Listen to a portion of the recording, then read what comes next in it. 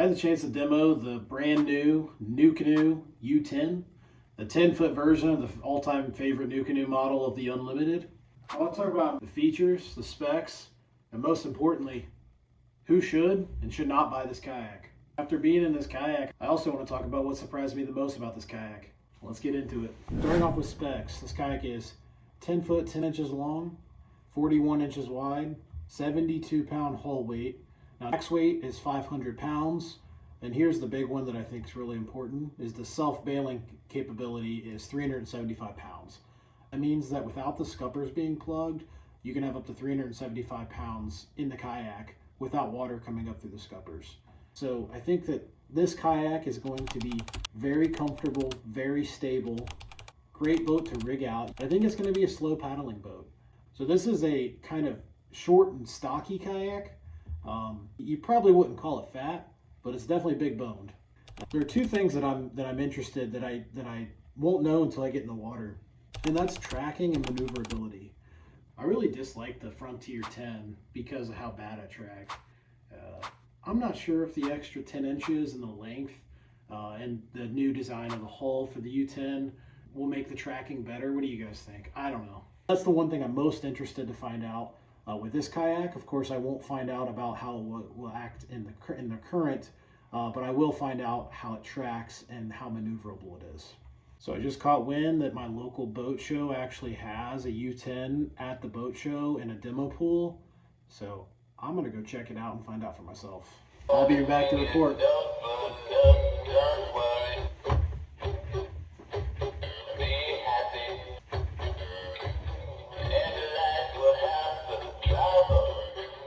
Thing's still going. Alright, so they had the U10. Let's talk about it. So I've had a lot of fishing kayaks. I've had a Vibe tandem kayak, a Hobie Compass, a Nucanoe Frontier 12 with a pivot drive. Hated that one. I've had an Old Town Minn Kota MK106.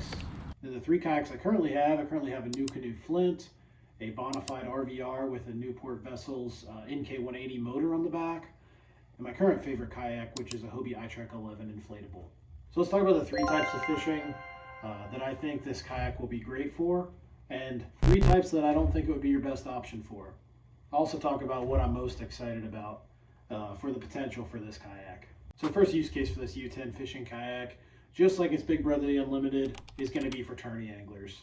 This thing is loaded with tourney features. I mean, you've got the ability to use the gear pod, which I think is the best storage system that comes with any kayak. I think it's better than in-hull storage because it stays dry. You've got wiring ports everywhere to rig up fish finders, motors, etc. You've got the ability to add a bow mount XI3 motor for your lake fishing. You've got the ability to add a Torpedo or a Newport Vessels to the back if you want to cover some water. One thing they added to this, which is really cool that wasn't on the original Unlimited, is this Ketch board measuring shelf. They have this set up here with some pads to where the Ketch board sits perfectly in between the channels of the kayak. I think Ketch board holders on kayaks are becoming more common now. But one thing that I like about this one that actually makes it usable, unlike others, is that you sit up so high that your legs are kind of sitting underneath you, so you can actually use this thing. This thing also has track everywhere. Just like the original Unlimited, this kayak has track anywhere you can imagine. It's bow to stern, and the seat slides forward and back just like all the Nucanoes do. And the seat's incredibly comfortable and sits up really high. You feel really high and stable in this kayak. So I think this would be a great kayak for standing up all day with a bow mount motor, fishing and trolling. So overall, I think tourney anglers are going to love this kayak. With that being said, though, I think if you're a tourney angler and you already trailer your kayak, your tournament kayak, you're launching at maybe lakes with good boat ramps. You're not throwing this thing in the back of a pickup truck. So maybe you're more a serious tournament angler. I don't really see this kayak, unless you just want one kayak that's versatile, being the best option. If you're going to trailer a kayak anyway, you might as well get something bigger. You can go with like a Hobie Pro Angler 14. You could go with one of the Native Titan series. You could go with the Nucanoe Unlimited. So I think you might as well, if you're going to trailer this, take advantage of of the extra space that this has. And while this is a great tourney kayak, I think if you rig this thing out with all the motors and the batteries and the live scope, I could see it starting to feel crammed. But I'm a local tourney angler. I fish, national trails. Maybe I fish one every once in a while for fun. I like to be competitive and get out and fish my local tournaments. But I'm not putting, $6,000 in electronics on my kayak. I'll throw a fish finder on there and maybe a motor on the back if I don't have pedals. So I don't think you're really going to have any problems unless you load this thing down with everything to the nines, in which case, maybe you're better off with the big, heavy 12-foot or 14-foot kayak. All right, let's see what else we got. We got like 5 pages of notes. So next up of awesome applications for this kayak, and we're getting more into my territory, which is for river floats. So I have a friend that exclusively fishes floating downstream, putting in at the top, taking out at the bottom, leaving a car at the top, car at the bottom of a river float. So he doesn't have to worry too much about like paddling speed or anything like that. So it really changes, kind of what you're looking for in a fishing kayak with those parameters. So river fishing around here, what I do a lot is I do a lot of shallow, rocky river smallmouth bass fishing here in the Midwest. And this kayak I think would be perfect for those kind of slow, lazy smallmouth rivers, right? So I think this can handle just fine. Definitely class 1 rapids, class 2 is fine. I don't think there are that many people fishing like class 3 rapids, right? I know that they exist, and I think that's more rare. I think what's more common is these kind of slow, lazy rivers with little riffles, maybe little rapids every once in a while. This kayak's going to be absolutely awesome for. If you want to talk about throw and go, right? If you're doing a river float, being light and being nimble is really important. It's not just for when you're on the water, but you have to do shuttles, right? So you're often stacking 2, 3, 4 kayaks up in the back of pickup trucks. This thing it's small. I mean, it's big, but it's small, right? It's wide, but it's 10-10. You could rig this up with the foot-controlled rudder that Nucanoe sells as an add-on. I think having a rudder in the river, especially on a float, is just so nice. It keeps you hands-free more. If you're paddling, to keep yourself straight, you have to paddle a lot less and can fish a lot more when you have a rudder.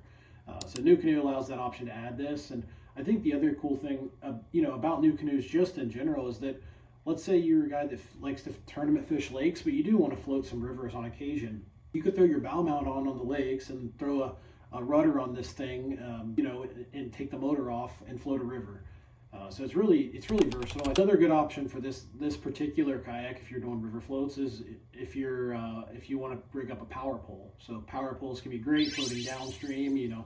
Kind of stop at the top of a riffle and fish it. Or the other thing if you're doing a lot of river floats, I often, when I do river floats, we don't always have the best access, especially here in Indiana. Our put-ins are not always these beautiful boat ramps. Often we're carrying through a park or down a trail or up and down a bank or a bridge. So this thing has really nice handles on it. If you've ever moved a kayak very far that doesn't have good handles, it makes a big difference. That Nucanoe Frontier 12, me and my buddy that I fish floats on with a lot, we always said that kayak weighed 200 pounds. It really only weighed about 100 pounds. But man, was that thing heavy because it didn't have good handles on it. And this kayak has really, really nice handles that I think will be great for this throw and go style. After paddling this thing, I think the most surprising thing is how well it maneuvers. I really wasn't sure how it maneuvered going into it, but that is definitely the most surprising thing. Even just with little tiny paddle strokes, when I want this thing to turn, it was spinning on a dime. But it didn't feel like the tracking was really that bad. I couldn't get up to speed in a pool, of course, so there's, the jury's still out, but it really felt like almost like how inflatable kayaks sit on the top of the water. So I think this kayak probably has a really shallow draft, which is great for the river float situation as well. But I think almost the way it sits on top of the water really inherits itself. It's got a real flat bottom, really inherits itself to maneuver well. Which if you're doing a river float, that's more important than speed, right? But if it turns well and maneuvers well, you can get in and out of those little shoals and dodge rocks and things like that. So that was definitely surprising and a pleasant surprise. With that being said, I don't think this is the kayak you want in those swifter, high current, high rapid areas, or rivers, I should say. It has a flat bottom. It doesn't have a lot of that secondary stability or edges that you can lean into. It's this boat with the flat bottom. It's more all primary stability. You know, you really can lean really far into this thing and it's not going to flip over. Like I tried to lean as far as I could. There's no way you could flip this over without falling out on flat water. But in current, things are a little bit different, especially in fast current. And I think that there are other kayaks, you know, that would be better for those situations. I think you'd probably be better off suited with something that you don't need all the stability for, something like a Bonafide RVR or Crescent Shoaly, or maybe even the Nucanoe Flint, Jackson Coosa possibly as well. In the last situation, I don't think this kayak is really made for, are for people that are strictly paddlers, and particularly paddling flat water. You have to cover some distance in this thing on flat water. You know, it's slow. It's not fat, but it's strong, so to speak.